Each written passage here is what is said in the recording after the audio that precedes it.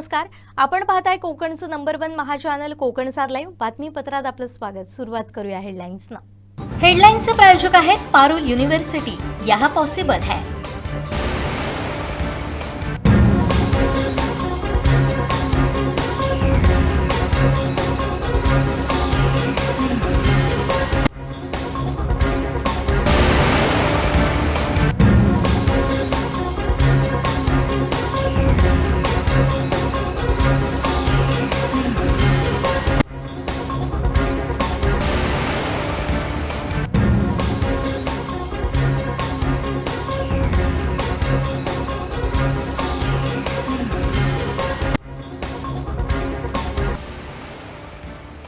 आता पाहूया सविस्तर बातम्या।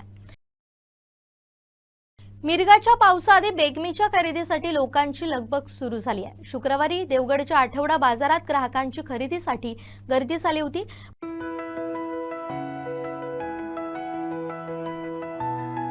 पावसाळ्यासाठी लागणारे कांदे, खडे मीठ, मसाले, सुकी मच्छी, गावठी कडधान्ये, सुकी मिरची अशा प्रकारची बेगमीची खरेदी लोकांनी केली। गेल्या काही दिवसांपासून देवगड तालुक्यातील सर्वच आठवडा बाजारामध्ये हे चित्र दिसतंय। आठवडा बाजारामध्ये मोठ्या प्रमाणावर बाहेरचे व्यापारी देखील येतात।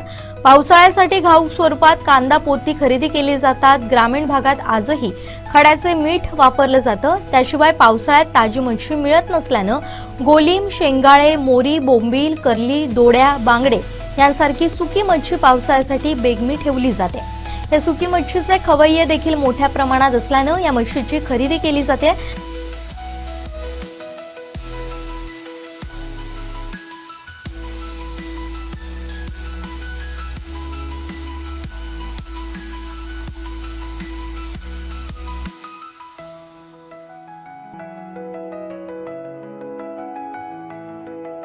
त्याचबरोबर विविध प्रकारचे मसाले, सुकी मिरची पावसाळ्यासाठी खरेदी केली जाते।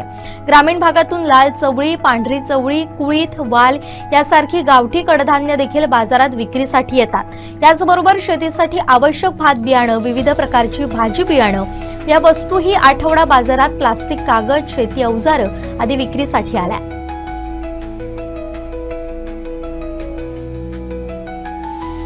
कणकवली नगरपंचायतीच्या अतिक्रमण हटाव मोहिमेवर स्टॉल धारकांनी आता आपल्या प्रतिक्रिया दिल्या। या मोहिमेवर या स्टॉल धारकांचं काय म्हणणं आहे पाहूया।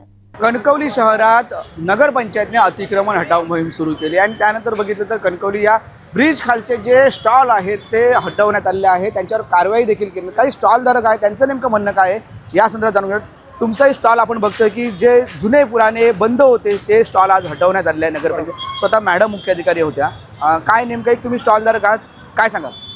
हॅलो, हां, आमचे स्टॉल आहेत, आमचे लहान मुलं आहेत, आम्ही 4 पैसे मिळवणार, 4 पैसे आम्ही मुलांना खर्च करणार, शिक्षण आहे, पुढे आमची गाडी चालणार कशी? हे मॅडमाने आम्हाला उत्तर द्यावं, आम्हाला व्यवस्थित जरा जागा द्यावी। आमच्या आता 20-25 स्टॉल आहेत मालक, त्यांचं कसं पुढे काय करणार ते? आमचं सोडून द्या, आम्ही कसं तरी काढू, मुलांनी काय करायचं? मुलांनी एकंदरीत 15 स्टॉलची यादी देखील घेतलेली आहे। होय, त्या संदर्भात नियोजन पुढे होणार असं सांगतायत। नियोजन आता आम्ही जाऊन भेटणार मॅडमांना नगरपंचायतमध्ये, संदेश साहेबांना पण भेटणार। काय ते आम्हाला काहीतरी निर्णय द्या ना, का आम्ही उपाशी राहायचं? तुम्ही सांगा काय करायचं ते। त्यांनी जे जुने 6 महिन्यापूर्वीचे किंवा वर्षभर पूर्वीचे असे स्टॉल हटवले, बाकी स्टॉल तर आहेतच। होय होय, जे बंद होते ते हटवले आणि आम्हाला पण हटवायला सांगितले। नवीन जे असतील त्यांनी हटवायला सांगितले। एक आमचे 25 जण आहेत, आम्हाला जर एक व्यवस्थित जागा तुम्ही द्या तुमच्या हस्ते, आम्ही धंदा करायला तयार आहोत। बोला।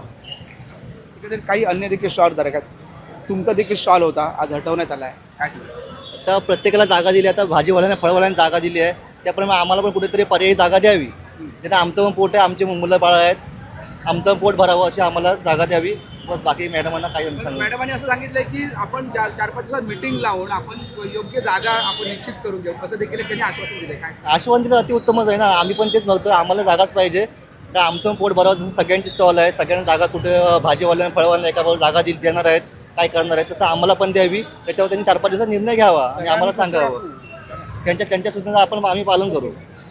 स्वच्छ सुंदर कणकवली व्हावी अशीच एक या जिल्ह्यात म्हणजे मुख्याधिकारी मॅडमांची इच्छा होती। एकंदरीत तुमचा देखील स्टॉल आता बघतोय, बरेच स्टॉल होते, आता आपण बघतोय की 16 ते 17 स्टॉल धारकांनी आपली नावं आणि नंबर हे त्या मुख्याधिकारी यांच्याकडे दिलेले आहेत। त्यांच्यानंतर नेमकं काय बैठकीत होतं हे देखील पाहावं लागणार आहे। एकंदरीत सर्व काय सांगाल, तुमचा देखील स्टॉल आहे, आता आमचा स्टॉल काढलेला आहे. मॅडम बोले तुमच्यावर तुम्ही लावू शकत नाही, परमिशन नाही पुलाखाली. फक्त ते 2 हे दिले प्लेयर फळं फुलं. आता आमचं उद्या आमचं याच्यावर पोट चालतं. आता उद्यापासून दुकानं बंद झाली तर आम्ही कुठे जायचं? आता समजा आता उद्या चोरी बिरी झाली तर नाव कोणाचं येणार? आता कोण आता हे करणार ना? आता बाबा खिशात पैसे नाही, काय नाही, चोरी बिरी केली हे होणारच ना आता कणकवली. म्हणजे मुद्दा काय? आता मॅडमला पण बोललो, मॅडम बोलले आम्ही कारवाई केलेली आहे, तुमची मीटिंग भरवायची, तुम्ही मीटिंग भरवा, नावं कोणाकोणाची नावं आहे, स्टॉल आहे, काय आहे ते द्या आम्हाला, आम्ही तुमची सगळी हे करू, तुमचे नंतर कधी आहे ते आम्ही तुम्हाला कळवू. पण पुढे आपण या स्टॉल संदर्भात निर्णय घेऊ किंवा भाजी विक्रेते फळ विक्रेत्यांना जागा निश्चित करू तात्पुरती, असं देखील मॅडम म्हणतात. हो, आता त्यांचं म्हणणं आहे, पण आम्हाला पण काहीतरी करायला पाहिजे ना.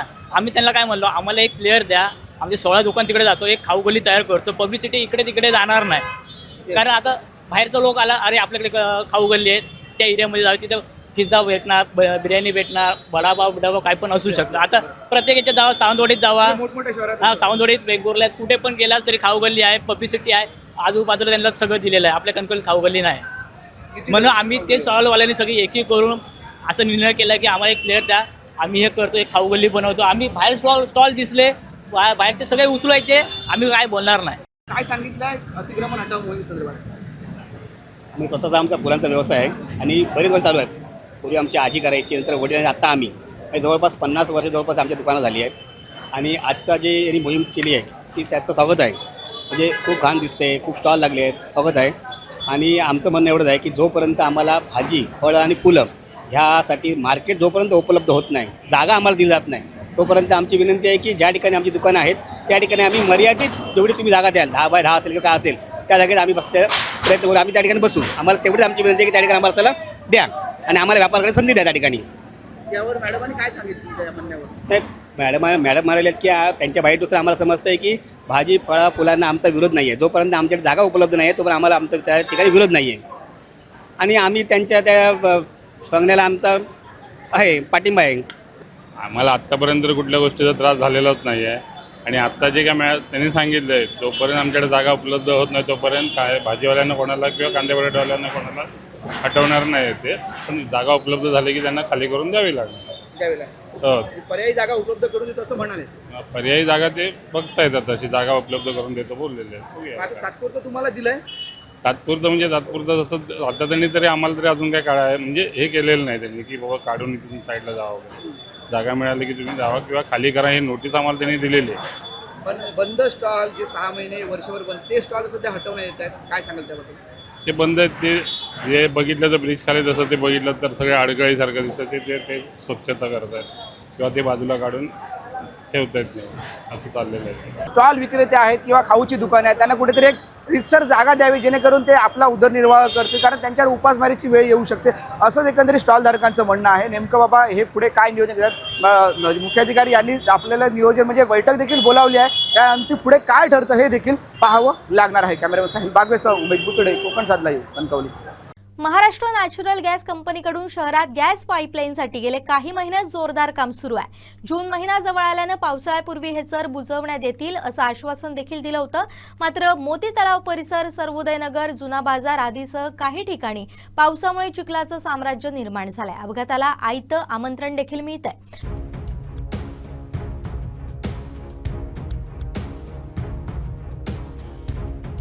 लहान मुलं, महिला, ज्येष्ठ नागरिकांना तर इथून पायी चालत जाणं देखील अवघड होऊन बसलाय.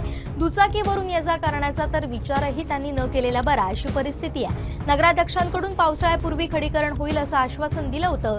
मात्र पावसाला सुरुवात होऊन देखील परिस्थिती जैसे थेच आहे. तर ज्या ठिकाणी सर्वात पहिली गॅस कंपनीकडून काम केलं गेलं, सर्वोदय नगर भागातील परिस्थिती भीषण आहे. इतर प्रभागात त्या प्रमाणात खडीकरण, डांबरीकरण झाल्याचं दिसून येत आहे. सर्वोदय नगर, सालईवडा, जुना बाजार, रामेश्वर प्लाझा, मोती तलाव लाईन इथं मोठ्या प्रमाणावर चिखल झालाय. चरात गाड्या रुतण्याचा प्रकार होत आहेत. दुकानात येणारा ग्राहक चिखलांच्या पावलांनी आतमध्ये प्रवेश करतोय. त्यामुळे नाहक मनस्ताप सर्वसामान्य लोकांना सहन करावा लागतोय. दरम्यान आजच याबाबत माहिती घेतली असून माती खाली दाबली जावी यासाठी चर उंच उठे करून ठेवण्यात आलाय. यावरून लोक पडतील म्हणून लोकप्रतिनिधींनी ते सपाटीकरण करण्याची मागणी केली. त्यानुसार काम केल्यानंतर काही ठिकाणी काही चर खाली बसले. पावसापूर्वी खडीकरण, डांबरीकरण करण्याचे आदेश ठेकेदारांना दिलेत. शहरातील एकूण कामांपैकी 2 कामं पूर्ण असून 4 कामांचे खडीकरण झालंय. 2 कामांचं डांबरीकरण शिल्लक असून 4 कामं अद्याप सुरू झालेली नाहीयेत. त्यामुळे संबंधित ठेकेदारांना नोटीस बजावण्यात आली असून कोणत्याही परिस्थितीत काम पूर्ण करण्याचे आदेश दिल्याची माहिती मुख्याधिकारी विनायक औंधकर यांनी दिली आहे.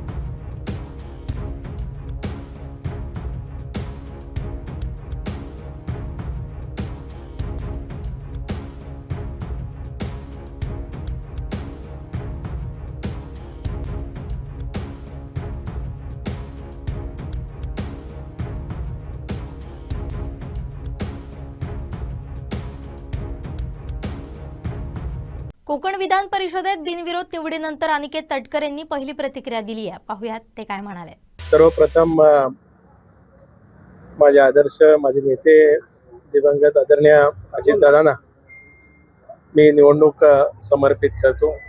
या निमित्ताने राज्याचे लोकप्रिय मुख्यमंत्री देवेंद्रजी असतील, त्याचबरोबर उपमुख्यमंत्री एकनाथराव शिंदे साहेब असतील, आमच्या नेत्या आदरणीय सुमित्रा काकी असतील, माझे वडील आदरणीय तटकरे साहेब, भारतीय जनता पक्षाचे प्रदेशाध्यक्ष रवींद्रजी चव्हाण साहेब असतील, त्याचबरोबर रत्नागिरीचे पालकमंत्री उदय सामंत साहेब, नितेशजी राणे, आदरणीय भरतशेठ गोगावले साहेब, माझी भगिनी आदितीताई, त्याचबरोबरच भैया सामंत असतील, निलेशजी असतील, सन्मान्य प्रमोदजी जठार साहेब असतील, त्याचबरोबर महेंद्र थोरवे साहेब असतील,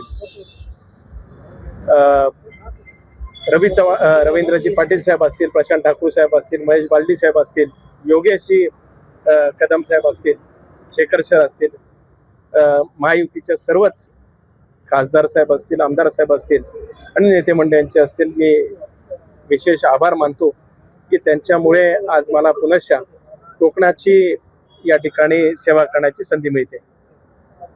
साधारणपणे बिनविरोध निवडणूक होईल अशी काही अपेक्षा होती? याच्या वाटाघाटी आधीपासून काही सुरू होतं तुमच्या एकाच वेळेला आलं? नाही, तसं काय या बाबतीतलं नव्हतं, कारण माझी उमेदवारीच खरं तर अर्ज भरायच्या अंतिम दिवशी त्या ठिकाणी जाहीर झाली. त्याच्यामुळे असं काहीच अभिप्रेत नव्हतं.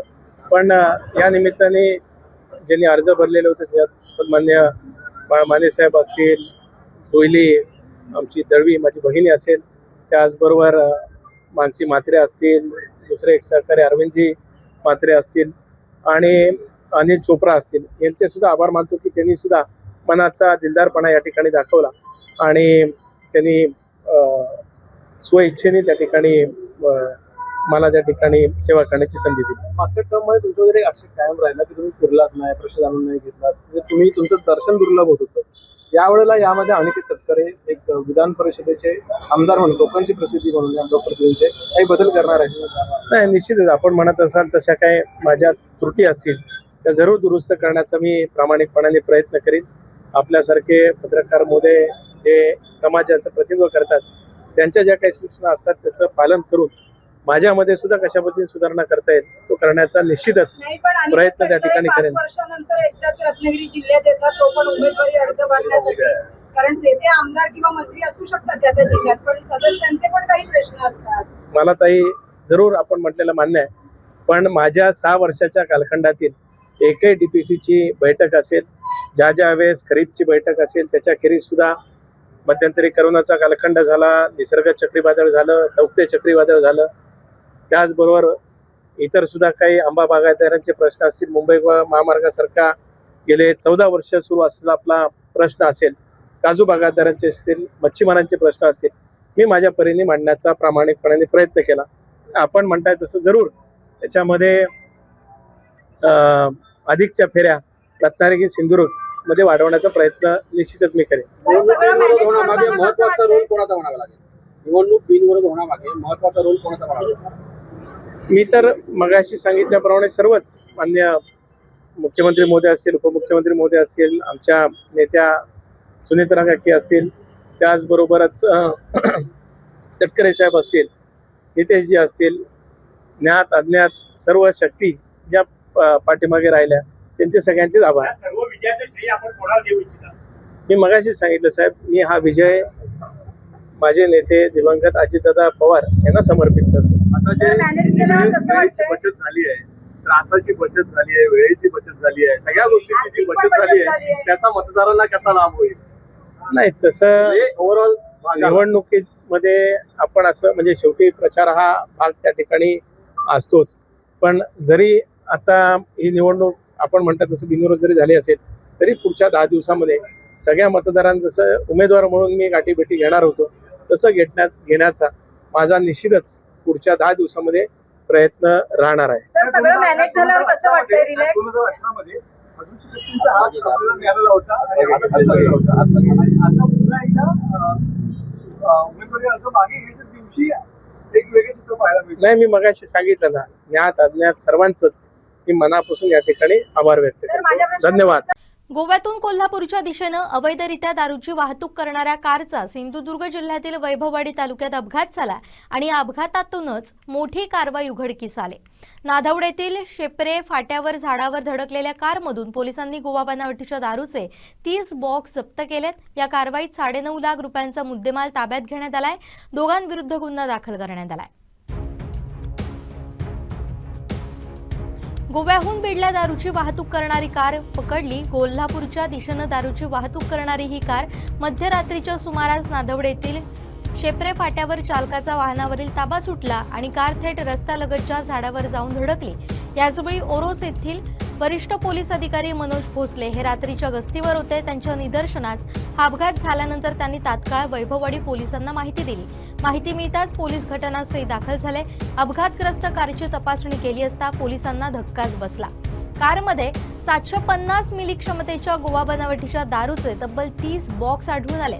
पोलिसांनी 50,400 रुपयांची दारू आणि सुमारे 9 लाख रुपयांची कार असा एकूण 9,50,400 रुपयांचा मुद्देमाल जप्त केलाय. या प्रकरणी सुदर्शन राजेंद्र गीते आणि सूरज सतीश लोंढे या दोघांविरुद्ध महाराष्ट्र दारूबंदी कायद्यान्वये गुन्हा दाखल करण्यात आलाय. पुढील तपास पोलीस हवालदार चंद्रकांत माने करतायत. नादवड येथील शेपरे फाट्यावर झालेल्या अपघातामुळे अवैध दारू वाहतुकीचा प्रकार उघडकीस आलाय.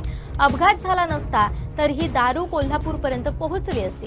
त्यामुळे या कारवाईची तालुक्यात चर्चा सुरू आहे.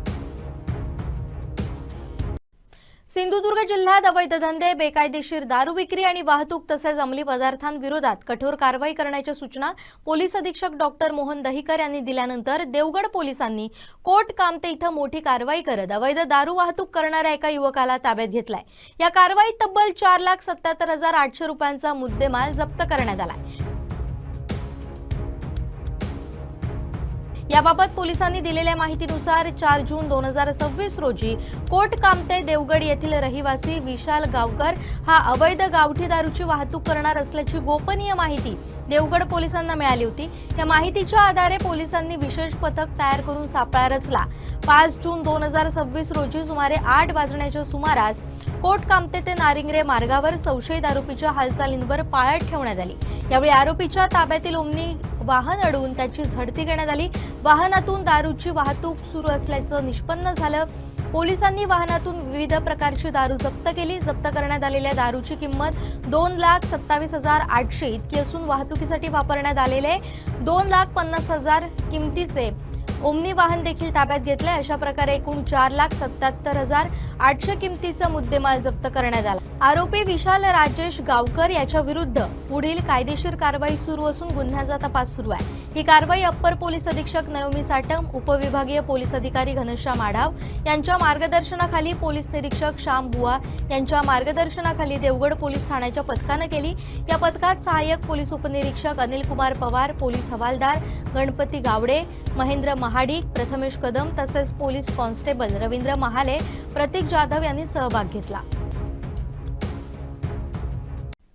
कोकण विधान परिषद निवडणुकीचं पडगम आता शांत झालं असलं तरी राजकीय आरोप प्रत्यारोप मात्र शिगेला पोहोचलेत. नवनिर्वाचित आमदार रवींद्र फाटक आणि अनिकेत तटकरे यांच्या बिनविरोध निवडीनंतर महायुतीत आनंदाचं वातावरण आहे. मात्र दुसरीकडे ठाकरे गटाचे नेते संजय राऊत यांनी या निवडीवरून गंभीर आरोप केलेत. या आरोपांना आता आमदार निलेश राणेंनी अत्यंत आक्रमक भाषेत प्रत्युत्तर दिलंय. संजय राऊतांना थेट आव्हान दिलंय. सर्वात अगोदर मी नवनिर्वाचित आमदार श्री रवींद्रजी फाटक जे आमच्या जिल्ह्यातले आहेत, सिंधुदुर्ग जिल्ह्यातले आहेत, ते आमदार झाल्याबद्दल त्यांचं मनापासून अभिनंदन करतो. बिनविरोध ती निवडणूक झाली. तसंच मी सन्माननीय अनिकेत तटकरे हेही आमदार झाल्याबद्दल मी त्यांचं अभिनंदन करतो. कोकण या विधान परिषद निवडणुकीच्या तयारीच्या माध्यमातून मी त्या प्रक्रियेत होत असल्यामुळे आता सन्माननीय मंत्री भरतशेठ गोगावले यांना शब्द दिल्याप्रमाणे रायगड जिल्ह्याचे पालकमंत्री हे घोषित झाले पाहिजे, कारण का तसं ठरवलं गेलेलं आहे. ती प्रक्रिया आता लवकरात लवकर पूर्ण झाली पाहिजे ही मागणी आमची शिवसेनेच्या वतीने आहे. तसेच आमचे रायगडचे आमदार महेंद्रजी दळवी, तसेच आमचे दुसरे आमदार महेंद्रजी थोरवे यांनी जे प्रस्ताव आणि मागण्या ठेवल्या या निवडणुकीच्या माध्यमातून, त्यांनाही त्या अनुषंगाने न्याय मिळाला पाहिजे. कारण का आता शिवसेनेची भूमिका प्रामाणिकपणे पार पाडली. आता जे शब्द दिले गेले ह्या निवडणुकीच्या माध्यमातून ते लवकरात लवकर पूर्ण व्हावेत हीच माझ्यासारख्या कार्यकर्त्याची मागणी आहे, इच्छा आहे. संजय राऊत हे नेहमी रोजच बोलत असतात. त्या रोज बोलण्याच्या पलीकडे त्यांच्याकडे आता काहीच उद्योग राहिलेलं नाही. हे फिगर कुठून आले, कसे आले, आणि हे जर खरे असतील तर त्यांनी रीतसर तक्रार केली पाहिजे. ते मीडियावर का बोलतात? तुम्ही तक्रार करा, अमुक अमुक माहिती माझ्याकडे आली आहे, रीतसर तक्रार केली, FIR झाला तर त्याच्यावरती काहीतरी निर्णय होऊ शकतो, कोर्टामध्ये ते चालू शकते केस. तुम्ही नुसते मीडियासमोर आरोप कराल, त्याला अर्थ कुठे आहे? त्याला हातपाय असते तर त्यांनी रीतसर तक्रार केली असती. त्यांना पण माहिती आहे आरोप खोटे आहेत, पण त्यांना विरोधक म्हणून काहीतरी बोलायचं आहे म्हणून ते बोलत असतात. मग CCTV फुटेज अशा हॉटेलमध्ये मुंबईमध्ये जवळपास लाखभर CCTV असतील साहेब, बरोबर आहे. BKC म्हणजे कुठे आलं? कलानगरच्या मागे. एवढे CCTV असताना जर एवढा मोठा व्यवहार झाला तर बॅगा इकडच्या तिकडे ठेवल्या गेल्या असतील, काहीतरी पुरावा असेल ना, कुठेतरी रस्त्याच्या CCTV मध्ये काहीतरी आलं असेल. तर माझी विनंती आहे संजय राऊतांना की हे सगळं बोलण्यापेक्षा तुम्ही ते पुरावे सादर करा, म्हणजे विषय सुटला. म्हणजे तुमच्या आरोपांना पण कुठेतरी तथ्य असं कुठेतरी लोकांना वाटेल, नाहीतर नेहमीप्रमाणे त्यांच्या आरोपांना काहीच तथ्य नाही. तसंच मी आपल्याला सांगितलं, ह्यांच्या साहेबांचं प्रश्नाचं उत्तर देताना मी तेच सांगितलं, जर तुमच्याकडे काही पुरावे असतील. आता बघा, ती सीट गेल्यातच जमा होती. बाळ माने स्वतः काय बोलले कालच्या त्यांच्या पत्रकार परिषदेमध्ये, की त्यांचीच मतं त्यांना मिळणार की नाही ही शंका आहे, आणि त्या शंकेपोटी त्यांनी ती उमेदवारी मागे घेतलेली आहे. म्हणजे उबाटाचीच मतं त्यांना मिळतील का नाही, म्हणजे इन शॉर्ट महाविकास आघाडीची मतं त्यांना मिळतील का नाही ही त्यांना शंका होती. तुमची मतं तुम्हाला शाबूत ठेवता येत नाही. तुमच्या उमेदवारांना मागून घेतलेली उमेदवारी होती ती, लक्षात ठेवा, कोणी लादलेली नव्हती. बाळ मानेंनी मागून घेतलेली उमेदवारी होती, आणि जेव्हा त्यांना कळलं की ह्यांचीच मतं मला मिळणार नाहीत, त्या शंकेपोटी त्यांनी ती माघार घेतली. आता उगाच आरोप हे करत राहणार, ह्याच्यामध्ये काही तथ्य नाही. कुडाळ तालुक्याला मोठ्या प्रमाणात पूर परिस्थितीचा सामना करावा लागतो. मात्र यावर्षीचं चित्र काहीसं वेगळं असणार आहे, कारण प्रशासनानं यंदा पूर नियंत्रणासाठी नदी नाल्यांमधील गाळ काढण्याचं काम युद्ध पातळीवर केलंय. या गाळ उपशामुळे यंदा पूर परिस्थितीवर नियंत्रण मिळवता येईल का, असा प्रश्न पत्रकारांनी विचारला असता आमदार निलेश राणेंनी विरोधकांना टोला लगावत प्रशासनाच्या कामावर मोठा विश्वास व्यक्त केलाय. पाहुयात ते काय म्हणाले. साहेब, तुम्ही ह्या कुडाळ मालवण मतदारसंघाची एक फेरी मारा. दुरुस्तीचे पैसे आता हा जो नेरूर चौकी रस्ता आणि सातत्याने सोनवडे रस्ता असेल, आजूबाजूचे रस्ते असतील, जे कधी दुरुस्त व्हायचे नाही, आज ती कंडिशन बघा.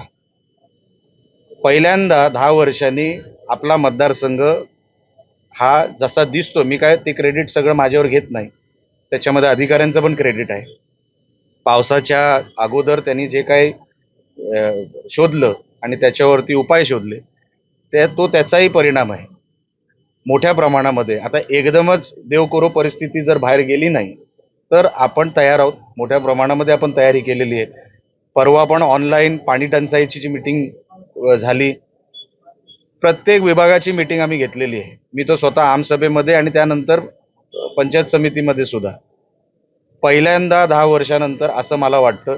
मी काय देव नाही किंवा ज्योतिषी नाही, पण मोठ्या प्रमाणात आपली तयारी झाली आहे आणि मला अधिकाऱ्यांचंही मी अभिनंदन करतो, त्यांचंही कौतुक करतो, कारण का तेही खांद्याला खांदा लावून यशस्वी करण्यामध्ये त्यांचाही हातभार आहे. तक्रार करणारी जनता असून आपण सोल्युशन देणार आहोत. वीज समस्या सोडवण्यासाठी केंद्र सरकारनं किनारपट्टीलगत भूमिगत वीज वाहिन्यांचे निर्देश देत निधी दिलाय. ते काम सुरू असून समस्या लवकरच दूर होतील असा विश्वास आमदार जठार यांनी व्यक्त केलाय. समस्या तर फार आहे. मी सहज पहिली एक गोष्ट सांगतो की अधिकारी आले नाहीत, आचारसंहिता सुरू आहे. काही लोकांना वाटलं ती कालच संपली की काय.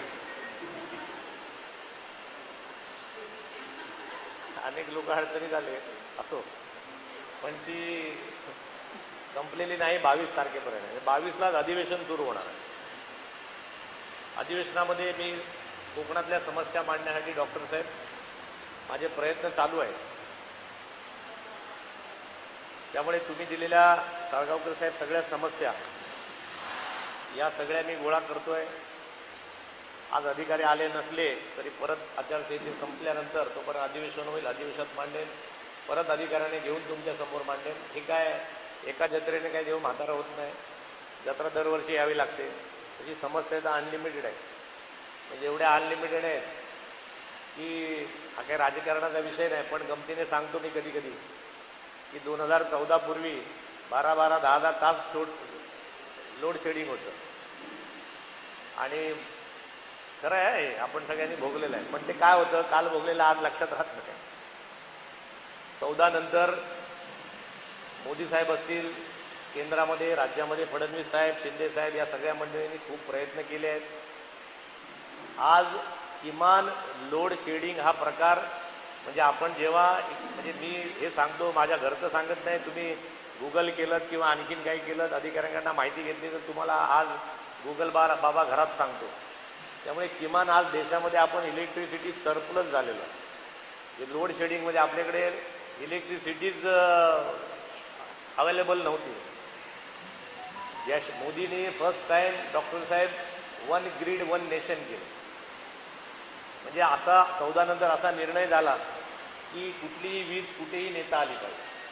म्हणजे आपली वीज कुठे जर चंद्रपूरला निर्माण होत असेल ती काश्मीरला पण गेली पाहिजे. पूर्वी देशामधले ग्रीड डॉक्टर साहेब जोडलेले नव्हते. राज्याचे सेपरेट वीज त्या राज्यापुरती होते. बाजूच्या राज्यात सरप्लस असेल तर ती तुम्हाला घेता येत नव्हती, कारण ग्रीडने कनेक्ट नव्हते. त्यामुळे पहिलं उपनगराध्यक्ष साहेब आपल्या मोदी साहेबांचं पहिलं यशस्वी पाऊल म्हणजे 1 ग्रीड 1 नेशन. त्यामुळे किमान आज देशभर वीज खेळवली जाते. आता वीज निर्माण होण्याचे आपल्याला माहिती आहे, पारंपरिक वीज आहे, अपारंपरिक वीज आहे. पारंपरिक पद्धत आपल्याला माहिती आहे, कोळसा आहे. कोळसा कमी पडतो, उत्खनन करावं लागतं, कोळशाला लिमिटेशन आहे. आता म्हणून त्या लिमिटेशनवरती आपण मग अपारंपरिक ऊर्जेवरती आलो. सोलार हा प्रकार, पूर्वी सोलारला तुम्हाला छतावरच लावायला लागत होती. म्हणजे ज्याला घरगुती म्हणतो ती पण सोलारला आता सबसिडी दिली. घरगुती वीज तुमच्या घरातच निर्माण करा. हे अनेक देश विदेशामध्ये अशा सिस्टीम होत्या आणि त्याला डबल मीटरिंग केलं आणि 1 मीटर इनवर्ड 1 मीटर आउटवर्ड. बघा किती प्रयोग झाले. सोलारला पहिली मोठी पॅनल होती छतभर, आता त्याच्यावर एवढे इनोव्हेशन झाले, आता ती बोर्डभर आली आहेत. आणखी थोड्या दिवसाने मोबाईलसारखे हातातला सोलार पण येईल. सोलारमध्ये एवढं इनोव्हेशन आणलं की पूर्वी तुम्हाला त्या आपणच आपल्या छतावरती वीज निर्माण करायची आणि मीटरिंग करायचं होतं. आता नवीन PPA आलं आहे, पॉवर परचेस ॲग्रीमेंट आपल्या सरकारने नवीन आणलं. त्याच्यामध्ये त्यांनी असं सांगितलं डॉक्टर साहेब, आता कोकणासारखा भाग आहे, चेरापुंजीसारखा भाग आहे की ज्याच्यामध्ये पाऊस भरपूर पडतो, 6-6 महिने पाऊस आहे, ढगाळ वातावरण आहे, वीजच निर्माण होत नाही. मग काय करायला पाहिजे? मग ज्या ठिकाणी ऊन जास्त आहे, राजस्थानसारखा भाग आहे, धुळ्यासारखा आहे, जळगावसारखा आहे, बीडसारखा आहे, आता नवीन म्हणजे मी तुम्हाला तर जाहीर आव्हान देतोय, तुम्ही उपनगराध्यक्ष आहात, तुमच्या नगरपालिकेच्या हद्दीत लागणारी सगळी वीज तुम्ही धुळा, राजस्थान किंवा बीड या भागामधला एखादा मोठा भूखंड घेऊन तिथे तुम्ही जेवढी इलेक्ट्रिसिटी जेवढी सोलारमध्ये निर्माण कराल तेवढं तुम्हाला ग्रीन सिटी म्हणून, ग्रीन शहर म्हणून तुम्ही जाहीर करू शकता. याच्यातला जो काही भाग आहे तो वाचवू शकता. म्हणजे समजा 10 रुपयाने तुम्हाला आज मीटरिंग पडत असेल तर माझ्या माहितीप्रमाणे ते 6 ते 8 रुपयाने मीटरिंग त्याचं पडतं. असे पण आता उद्योजक कामाला लागलेले आहेत. समजून घ्या, जिथे क्रायसिस असतो तिथे संधी असते. इकडे संकट आहे, तिकडे संधी आहे. केंद्र सरकारने कोकणाला जवळजवळ 1100 कोटी रुपये दिले आणि जाहीर केलं केंद्र सरकारने की समुद्र किनाऱ्यावरचे असलेले सगळे गाव, सगळी शहरं ही अंडरग्राऊंड वीज त्याच्यातनं तारा करून टाका. म्हणून तुम्हाला कदाचित सगळ्यांना माहिती असेल तर कोकणातला सिंधुदुर्ग, रत्नागिरी, रायगड अशी अनेक गावं आता अंडरग्राऊंड वीज जोडण्या करायला सुरुवात झालेली आहे. अनेक ठिकाणी चालू आहे, काही ठिकाणी हळू चालू आहे, काही ठिकाणी जोरात चालू आहे. पण मला विश्वास आहे पुढच्या 5 वर्षामध्ये सिंधुदुर्ग, रत्नागिरी, रायगड हे सगळे जे आपला प्रदेश भूभाग आहे कोकणचा, सगळ्या वीज वाहिन्या या अंडरग्राऊंड होतील. म्हणजे झाड तुटणं, झाड पडणं, फांदी तुटणं, सारखं कट ऑफ याला कुठेतरी आळा बसेल अशा प्रकारचं एक धोरण आपल्या केंद्र सरकार, राज्य सरकारने बाळानं निर्माण केलं. आता हे मोठे मोठे प्रश्न सोडवले आहेत. आता छोट्या छोट्या प्रश्नातल्या अजूनही आहे. म्हणजे मी परवा उदयजी सामंतांना पण म्हटलं की कोकणामध्ये उद्योग यायला पाहिजे तर वीज मिळाली पाहिजे. म्हणजे तुमचं काही चूक आहे असं माझं म्हणणं नाही. तुमची पण जसं मी डेअरीचा प्लॅन चालवतो, मी पण तुमच्यातला एक उद्योजक आहे वैभववाडीत.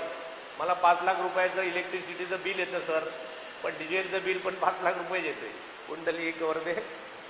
ही माझी पण समस्या आहे. आता नेते पण उद्योगात आहेत, काम करतात. म्हणजे नुसती झळ तुम्हाला पोचली नाही, आम्हाला नेत्यांना पण पोचलेली आहे. म्हणून आम्ही पण याच्यात जोरदार काम करतो. 2014 पूर्वी लोड शेडिंग 14 तास व्हायचं. आज देश वीज स्वयंपूर्ण झाला असून वन नेशन वन ग्रीड खाली सगळी ग्रीड एकमेकांना जोडली गेली आहे, अशी माहिती आमदार प्रमोद जठारांनी दिली आहे. बबनरावांनी आज छान मीटिंग इथे लावली. अधिकारी येऊ शकले नाहीत कारण प्रोटोकॉल काय म्हणतो ते आचारसंहिता चालू आहे.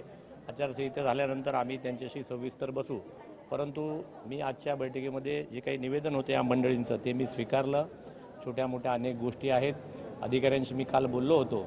हे निवेदन मी त्यांना पाठवून त्यांचं सविस्तर निवेदन माझ्याकडे येईल. ते झाल्यानंतर आचारसंहिता संपल्यानंतर दर महिन्याची फॉलोअप मीटिंग आपले निरवडेकर साहेब जे आमचे उपनगराध्यक्ष आहेत त्यांच्यासोबत त्या ठिकाणी घेतली जाईल आणि ह्या सगळ्या समस्या कायमस्वरूपी कशा मिटतील त्याचा प्रयत्न करू. पण तुमच्या माध्यमातून जनतेला सांगतो 2014पर्यंत मोदी सरकार सत्तेवर येईपर्यंत या महाराष्ट्रामध्ये 12-14 तास लोड शेडिंग होतं. विजेची निर्मिती कमी होती. आपण महाराष्ट्र आणि देश विजेच्या निर्मितीमध्ये खूप कमी होतो. आज आपण स्वयंपूर्ण झालेलो आहोत. वीज आपल्याकडे एक्सेस झालेली आता आणि वन नेशन वन ग्रीड केलेलं आहे आपण. म्हणजे पूर्वी ग्रीड एकमेका राज्याला कनेक्ट नव्हती. त्यामुळे आज देशातली सगळी ग्रीड एकमेकाशी कनेक्ट झालेली आहे. या सगळ्या ग्रीडमध्ये जिथे सरप्लस असेल ती वीज जिथे कमी असेल त्या राज्याला पाठवली जाते. त्यामुळे विजेचे आताचे जे राहिलेले प्रश्न आहेत ते झाड फांद्या पडण्यामुळे आहेत. ते सुद्धा ज्या सागरी भागामध्ये सागर किनाऱ्याला लागून जी गावं, जो प्रांत, जो कोकण, तिथली जे वीज वाहिन्या आहेत त्या अंडरग्राऊंड करा असे निर्देश केंद्र सरकारचे आहेत आणि पैसे पण दिलेले आहेत. भविष्यामध्ये ते पण काम सुरू आहे. आता हळूहळू कोकणातल्या रायगड, रत्नागिरी, सिंधुदुर्ग या सगळ्या वीज वाहिन्या ज्या आहेत त्या सगळ्या अंडरग्राऊंड होतील आणि त्यामुळे वीज तुटण्याचा कट होण्याचा दिवसांना प्रश्न संपेल. वीज एक्सेस आहे. त्याशिवाय अपारंपरिक वीज निर्मिती अणुऊर्जा असेल, विंड असेल, सोलार असेल यामध्ये सुद्धा अनेक नवीन प्रयोग माझं केंद्र सरकार, माझं राज्य सरकार करतंय. विजेमध्ये आपण स्वयंपूर्ण होऊ. क्रूड त्या ठिकाणी कमी मिळते म्हणून आता इलेक्ट्रिकच्या गाड्यांवरती आपण चाललो आहे. इलेक्ट्रिकच्या गाड्यांसाठी इलेक्ट्रिसिटी लागेल त्याची आवश्यकता अशा प्रकारचे अणुऊर्जा व्हावेत असे आमचे माननीय मुख्यमंत्री म्हणले. कारण त्याला समुद्र आवश्यकता आहे. त्यामुळे ते पण कशा प्रकारे येतील जनतेला बरोबर घेऊन आणखीन वीज निर्मिती होईल कोकणातल्या सगळ्या घराघरापर्यंत कायम आणि शाश्वत वीज पोचेल, लोड शेडिंग राहणार नाही, अशा प्रकारचं करू. स्मार्ट मीटरचं माझ्या माहितीप्रमाणे कंपल्शन नाही आहे. त्याची सगळी समस्या उद्याच्या येणाऱ्या विधानसभेमध्ये 22 तारखेच्यामध्ये आम्ही मांडू आणि जनकल्याणाचं, लोककल्याणाचं राज्य, मोदी साहेबांचं 12 वर्षाचं राज्य हे जनकल्याणाचं आहे. रोजगार देणार, वीज देणार आहे, पाणी देणार आहे, गरिबापर्यंत अंत्योदयासाठी पोचणारं माझ्या राजाचं, माझ्या छत्रपती शिवाजी महाराजांचं रयतेचं राज्य मोदी साहेब पुढे चालवत आहेत. ते आम्ही प्रयत्नपूर्वक आम्ही शेवटच्या माणसापर्यंत पोचू. जय हिंद, जय महाराष्ट्र. तर इथले स्थानिक आमदार दीपक केसरकर अतारांकित प्रश्न मांडतात, निलेश राणे तारांकित प्रश्न मांडतात, स्वतः पालकमंत्री बैठका घेत आहेत, मेघना बोर्डीकरांबरोबर ऊर्जा खात्याच्या बैठका होतात, मात्र समस्या सुटत नाहीत. असं तुमचं म्हणणं असलं हरकत नाही. मी विधान परिषदेचा आहे, ते दोघे विधानसभेचे आहेत, आमचं परिषद निराळा आहे, ते पण समस्या मांडतील. बाळानो, कोणाच्या तरी ओरडण्याने, कोणाचा तरी कोंबड्याने ओरडण्याने आपल्याला दिवस उजाडायचा आहे, तो उजळल्याशिवाय राहणार नाही. त्यामुळे आम्ही सगळे प्रयत्न करू. सगळे पाचामुखी परमेश्वर या सगळ्यांच्या प्रयत्नाला यश मिळेल. कारण हे सगळ्यांचं सरकार आहे, नितेशजींचं सरकार आहे, केसरकरांचं सरकार आहे, सगळ्यांचं आहे. विरोधी पक्षांचं पण हेच सरकार आहे, त्यांचं काय पाकिस्तानमध्ये सरकार थोडी आहे. त्यामुळे आपल्या सगळ्यांचं सरकार आहे. हा सरकार जे काय लोककल्याणाचा जो काही गोवर्धन पर्वत आहे ते आम्ही सगळे मिळून आपली आपली काठी त्या ठिकाणी लावू, सगळ्या समस्या सोडवू, विधिमंडळात मांडू. सर्वे अपि सुखीन संतु, सर्वे संतु निरामया. जनतेचं कल्याण हेच आमचं ब्रीद. जय हिंद, जय महाराष्ट्र. उद्योग आणि रोजगाराबाबत तुम्ही नेहमीच आग्रही राहिला, मात्र MIDC जी दोडामार्गची आहे तिथे मातीचं अवैध उत्खनन होत आहे, त्याकडे तुम्ही कसं बघता? कारण उद्योगमंत्र्यांनी सांगून सुद्धा अद्याप कारवाई होत नाही. मी माहिती घेतो बाळा, मी एवढ्या डिटेलमध्ये मॅडम आज माहिती नाही, पण MIDC हळूहळू फुल होतील, मोपाचा आपल्याला फायदा होईल. अनेक उद्योजक आता हळूहळू वळायला लागलेत कोकणाकडे, त्यांना आणण्याचं काम आम्ही करतोय. फक्त तुमच्या माध्यमातून डॉक्टर जयेंद्र पळवकर आहेत का गेले, त्यांच्यासारखे आमचे जे मित्र आहेत त्यांना एवढंच सांगतो की प्रकल्प आल्यानंतर संघर्ष समिती निर्माण करू नका, समन्वय समिती करा, समजून घ्या. म्हणजे डॉक्टर ते एक वेळ डॉक्टर आहेत, पण अनेक लोक कंपाऊंडर असलेली मंडळी पुढे येतात आणि मग कोकणाचं नुकसान होतं. त्यामुळे या सगळ्यांना माझं सांगणं आहे, संघर्ष नको, आता कोकणामध्ये रोजगारासाठी समन्वय हवा. जय हिंद, जय महाराष्ट्र. शेवटी ठळक घडामोडी पुन्हा एकदा. हेडलाईन्सचे प्रायोजक आहेत पारुल युनिव्हर्सिटी. यह पॉसिबल है.